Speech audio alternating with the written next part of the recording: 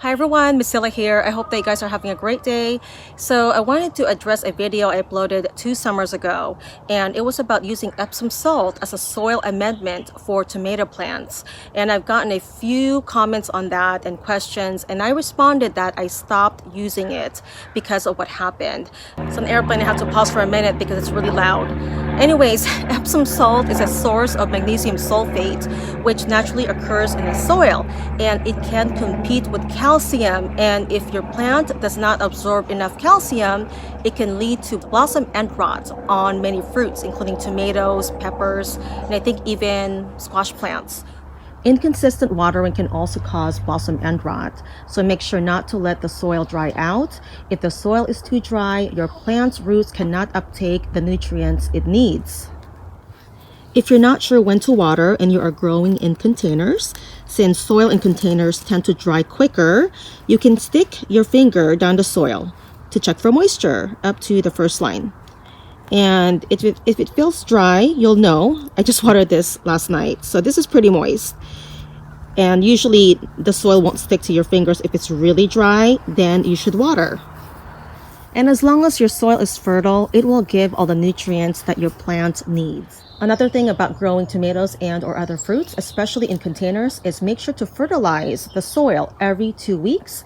And for plants grown in grounds, I fertilize them about once a month. This will support growth and production. So what happened that summer is my tomatoes ended up getting blossom end rot, and these were the ones that were planted in containers. Now, one way you can use Epsom salt is you can use it as a foliar spray, so that way it won't compete with calcium in the soil.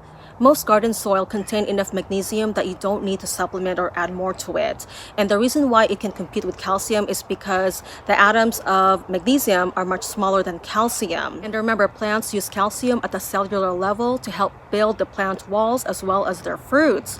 Now, magnesium is actually important as well because it is a component of chlorophyll, which aids in photosynthesis. And magnesium also helps with transporting phosphorus throughout the plants. So this was a good lesson for me, and I encourage you guys to do your own research. We don't always get things right, and we learn from experience, experimenting, and through reading. So I encourage you guys to always do your own research before you start something new. Also, want to mention a couple of channels that I encourage you to check out. One is Gardening in Canada. Ashley provides excellent information on this topic, and I will link that video for you in the description box. And also a couple more channels to check out with lots of good tips are Zaatar Gardens and also Martine Brachot of Urban Organics Best Gardner. They are very knowledgeable, and I will link their channels in the description box of this video. Anyways, guys, I hope that you guys found this video helpful. And also, again, a great tip from Didi O'Brien, one of our viewers, is to use it as a foliar spray so that way it doesn't impact the soil. Thank you so much for joining me, everyone. Have a great day and happy gardening.